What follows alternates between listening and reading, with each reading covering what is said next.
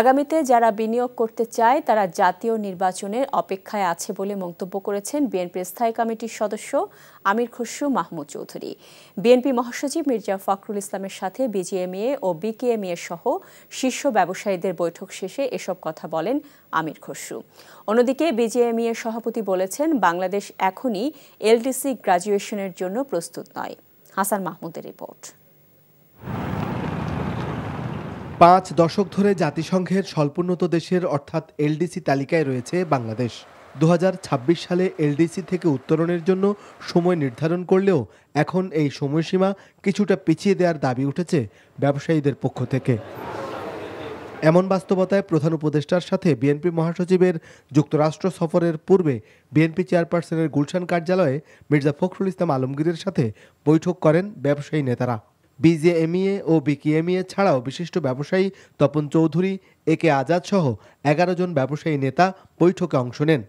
বৈঠকে বিভিন্ন ব্যবসা বান্ধব বিষয়ে আলোচনা হয়। বিএনপি বলেছে, অর্থনীতির স্বার্থে এলডিসিতে উত্তরণ স্থগিত রাখা দরকার।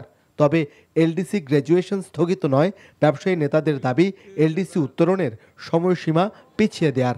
তাহলে এই মুহূর্তে এলডিসি গ্র্যাজুয়েশনটা আমাদের স্থগিত রাখার জন্য সবার আমরা আলোচনা করেছি। এই মুহূর্তে স্থগিত রাখার প্রয়োজনীয়তা আছে এবং এই ব্যাপারে ওনাদের এটাও মতামত দিয়েছেন যে এই সরকার বর্তমানে যে এলডিসির বিষয়ে একটা চিঠি দেওয়া দরকার ইউএনকে, জাতিসংঘকে, যে কি এটার বাংলাদেশ সত্যিকার অর্থে এখন রেডি আছে কিনা। নির্বাচনের বিষয়ে তো শুধু বাংলাদেশের ব্যবসায়ী না, বাংলাদেশে যারা ব্যবসায়ীটা আছেই, বিদেশি বিনিয়োগকারীরা আছে, আগামীতে যারা বিনিয়োগ করতে চাচ্ছে, সকলের একটার কথা যে সকলে নির্বাচনের অপেক্ষায় আছে। এলডিসি গ্র্যাজুয়েশন আমরা পোস্টপোন করতে চাই না, আমরা ডেফারমেন্ট চাই। সেটাও বলেছি নির্দিষ্ট মাত্র 3 বছরের জন্য, এবং 3 বছর ডেফারমেন্ট এই জন্য লাগবে, আমরা এখনও প্রস্তুত না।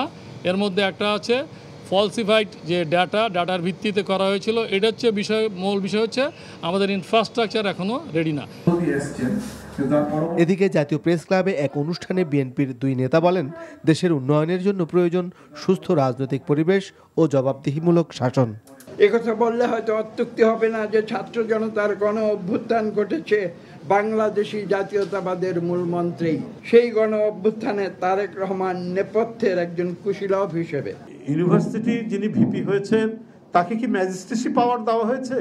তিনি ইউনিভার্সিটির মধ্যে কোনটি অবৈধ দোকান অবৈধ দোকান থাকতে পারে, কিন্তু সেটা ফাইন করার অধিকার কি আছে? ভিপির আছে, ডাকসুর ভিপির আছে।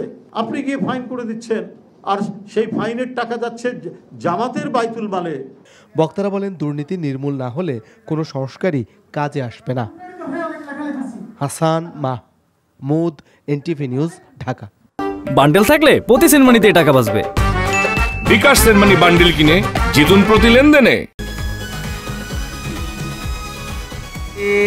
তুমি বার্গার লাগা ভালো দেখাবা, তাই তো? ঠিক আছে, ভালো দেখাবো। চলো চলো জান, মজা করি আমরা, জান। চলো চলো। আমি কি তোমার কাছে এইসব খাওয়ার জন্য থাকি?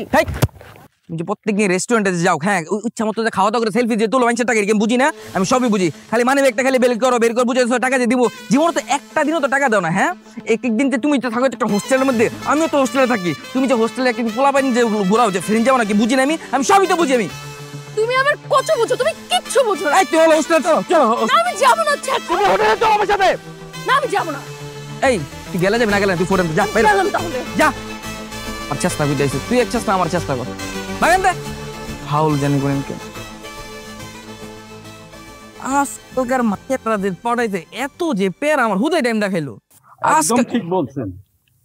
হ্যাঁ, আজকালকার দিনে হোটেল নিয়ে যে এত প্যারা, ভালোই লাগে না এত প্যারা লিখতে। তাই তো দেখলাম এতক্ষণ।